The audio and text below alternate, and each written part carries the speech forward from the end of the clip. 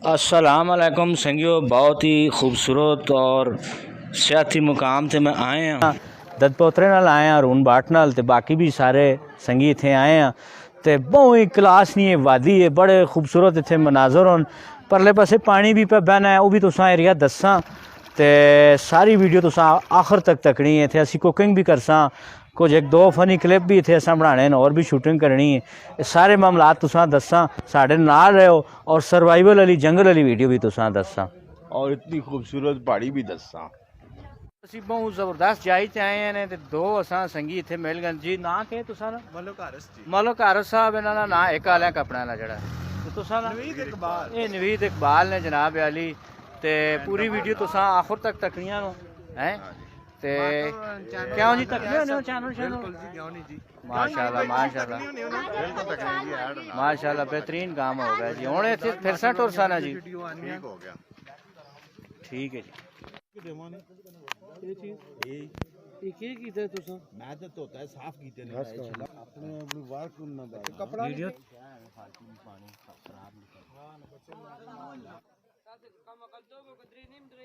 अच्छा जी। मसाला कुटने आस्ते या पीने आस्ते जड़ा ना इत्थे लंगरी ते ऐ कोई नहीं। ते मैं आख्या वट्टे ही अगर दो चाह खड़ा, एक सीधा तीर होवे ते दूआ जड़ा मोले दे तौर ते इस्तेमाल होवे ने है कुटने दे तौर ते उस नाल जनाब अली मसाला मशूला कप किंसा।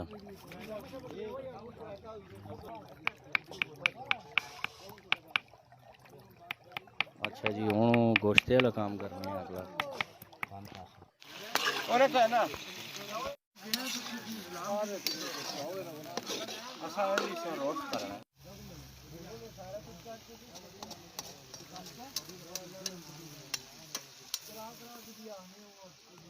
ऐसे शिमला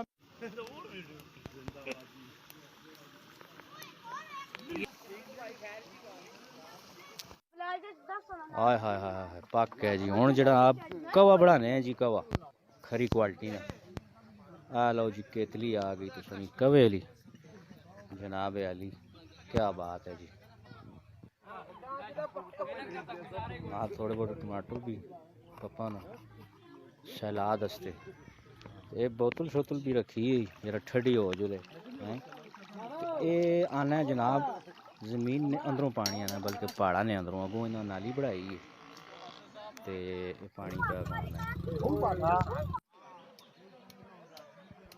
अच्छा संगियो, मेरे को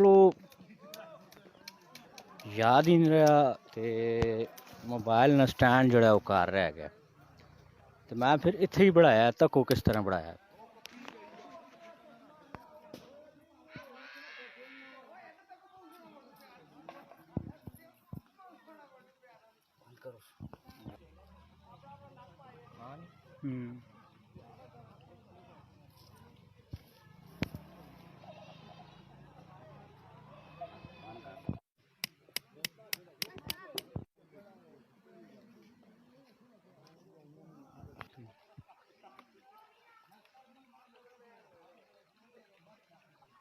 मन्ने वो फिर के जब बढ़ाया स्टैंड हो आखिर मौज होए ते काम बंदा घर ही करना है।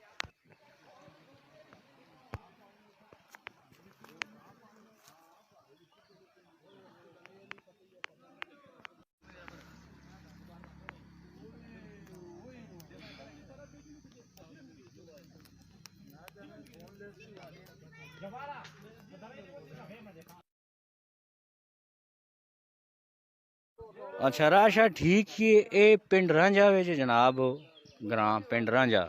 ये छोई और इस तो अगे बन मैंने तकरीबन गरम थूड़ा तो अगे तरनावे वाले पासों इस राह बहना सारा खानपुर रोड दे। अच्छा जी बिलाल क्या हूँ जी? शेख साहब आए हैं ईद ना दुआ देने जी।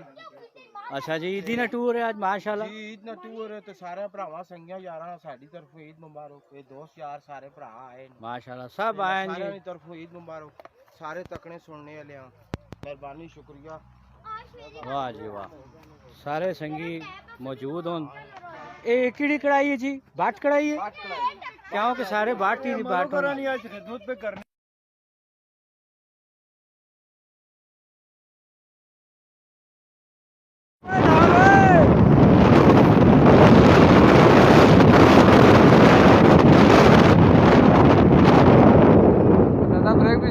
करो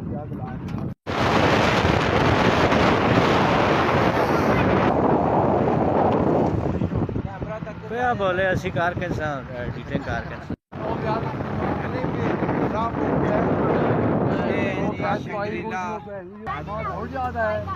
पेट्रोल ते गैस ते मुक्की ते खलार सटी